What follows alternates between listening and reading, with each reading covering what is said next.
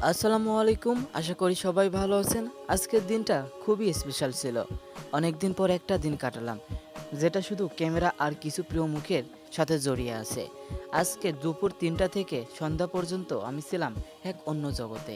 কেমন ছিল দিনটা? চলুন আপনাদের নিয়ে যাই আজকের জার্নিতে। বন্ধুরা, দুপুর ২টার দিকে একরকম হুড়োহুড়ি শুরু হয়ে গেল। কাপড় চোপড়, ক্যামেরা, লেন্স, ব্যাটারি সব কিছু যেন একটা একটা করে জায়গায় চাইছিল। আমি নিজেই তখন চিন্তা করছিলাম, সব ঠিকঠাক হবে তো? প্রস্তুতি নিতে নিতে বুঝতে পারছিলাম আজকের দিনটা অন্যরকম হতে যাচ্ছে। দুপুর ৩টায় দেখা হলো।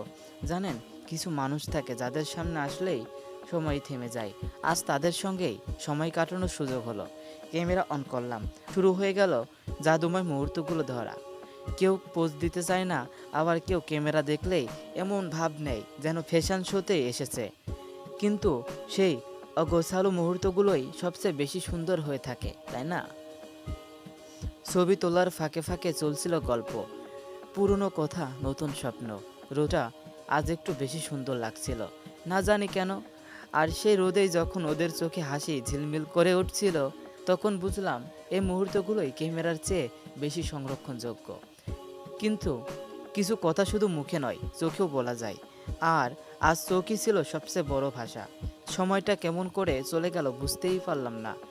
একসময় দেখলাম আকাশের রং বদলে যাচ্ছে, হালকা বাতাস বইছে, চারপাশে একরকম স্নিগ্ধতা। সন্ধ্যার সে আলোয় দাঁড়িয়ে মনে হচ্ছিল এই দিনটা যেন আর না শেষ হয়। সবশেষে একটা কথা বলি, প্রিয় মানুষদের সাথে সময় কাটানো, তা যত ছোট হোক না কেন, জীবনের বড় আনন্দ দিয়ে যায়। আজকে ছবি ওঠানোর দিনটা শুধু একটা শ্যুট না, এটা ছিল একটা ছোট্ট জীবন ভ্রমণ।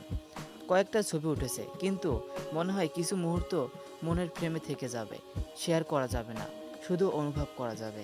ভিডিওটা ভালো লাগলে লাইক, কমেন্ট আর সাবস্ক্রাইব করতে ভুলবেন না।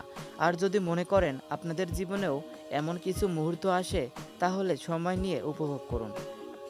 কারণ ছবি তোলা এক জিনিস, আর ছবি তোলার সময়টা বাঁচিয়ে রাখা আরেক জিনিস। দেখা হবে পরের ভ্লগে। ততক্ষণ পর্যন্ত ভালো থাকুন, হাসি মুখে থাকুন। আল্লাহ হাফেজ। এখন আপনারা ব্যাকগ্রাউন্ডের মিউজিকের সঙ্গে ভিডিওটা দেখতে থাকুন।